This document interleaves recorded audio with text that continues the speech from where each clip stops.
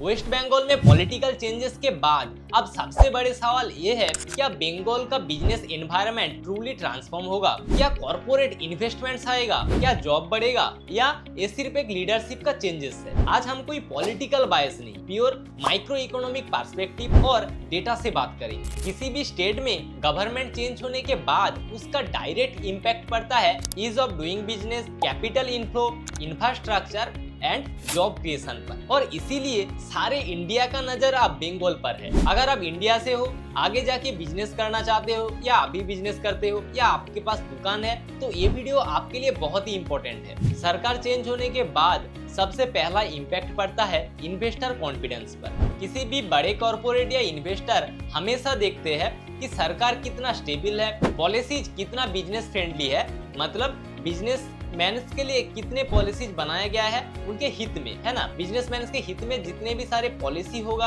आपके वेस्ट बंगाल पे, उतने ही ज्यादा बिजनेस डेवलप का चांस बढ़ेगा। एंड ऑल्सो किसी भी एप्लीकेशन का कितने फास्ट सॉल्यूशन करते हैं सरकार, वो भी देखेगा बिजनेसमैन। अगर न्यू सरकार एग्रेसिवली अट्रैक्ट करता है इंडस्ट्रीज को, तो वेस्ट बंगाल का कोलकाता, राजारहाट, न्यू टाउन, खड़गपुर, ये सारे जगह पे नए नए मैन्युफैक्चरिंग यूनिट्स आएगा, फैक्ट्रीज बनेगा, वेयर हाउसेस बनेगा, आईटी पार्क्स बनेगा, जो कि वेस्ट बंगाल का बिजनेस इन्वायरमेंट को बहुत ज्यादा इनहांस करेगा। आप बात करते हैं इंफ्रास्ट्रक्चर ग्रोथ की, road, transport, logistics, internet connectivity, ये सब कुछ एक बिजनेस का बैकबोन होता है। अगर इंफ्रास्ट्रक्चर ग्रो करेगा तो स्मॉल बिजनेस ओनर से लेके बड़े बिजनेस ओनर सबका बेनिफिट होगा। डिलीवरी फास्ट होगा, ट्रांसपोर्टेशन चार्ज घट जाएगा, तो बिजनेस एक्सपांड करना और भी आसान हो जाएगा। अभी तो वेस्ट बंगाल में इंफ्रास्ट्रक्चर की कमी की वजह से बहुत सारे कुरियर वाला सर्विसेबल नहीं रहता है वेस्ट बंगाल के हर जगह पे, है ना।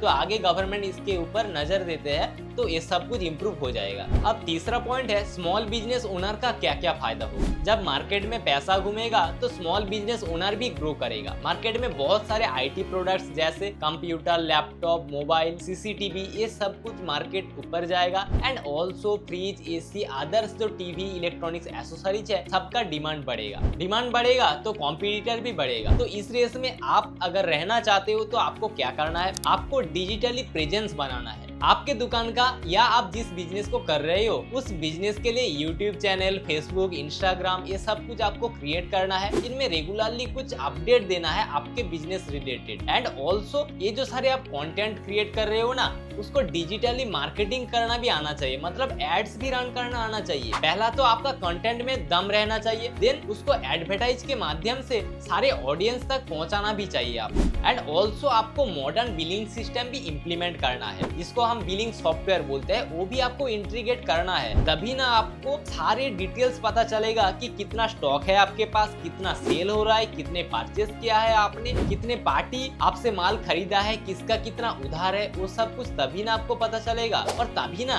स्मॉल बिजनेस ओनर ग्रो कर पाएगा। हो सकता है सरकार ये सब बिलिंग सॉफ्टवेयर में डिस्काउंट लाएगा सरकार की बहुत सारे स्कीम से, ताकि बहुत सारे बिजनेस ओनर जो इसको अफोर्ड नहीं कर पाता है वो अफोर्ड कर पाए। अब फोर्थ पॉइंट है यूथ एंड जॉब्स। ये सबसे इंपॉर्टेंट पॉइंट है। क्यों? क्योंकि वेस्ट बंगाल में यहाँ पे ही ज्यादा काटमानी चलता है। इतने समय तक हम सबने देखा है वेस्ट बंगाल में जॉब पाने के लिए, सरकारी जॉब पाने के लिए स्पेशली बहुत सारे काटमानी देना पड़ता है। 10 लाख, 20 लाख, 25 लाख ऐसे करके पेमेंट करना पड़ता है जॉब पाने के लिए। अब सभी यूथ का उम्मीद यही पर टिका है, क्या गवर्नमेंट ये काटमानी का जो सारे सिस्टम चला आ रहा है बरसों से, इसको प्रिवेंट कर पाएगा या नहीं। और इंफ्रास्ट्रक्चर का ग्रो होगा, इन्वेस्टर्स के लिए अच्छे अच्छे पॉलिसी आएगा, तो बहुत सारे कंपनी भी आएगा, तो तब जॉब का वैकेंसी तो होगा ही, बहुत सारे जॉब वैकेंसी बूम करेगा। ऐसे ही उम्मीद बना के बैठे हैं वेस्ट बंगाल के सारे यूथ। एंड आप सभी को तो पता ही होगा वेस्ट बंगाल का जो यूथ है वो सब लोग हैदराबाद, बेंगलोर, मुंबई, ये सारे जगह पे जाते हैं जॉब्स के लिए, क्योंकि वेस्ट बंगाल में जो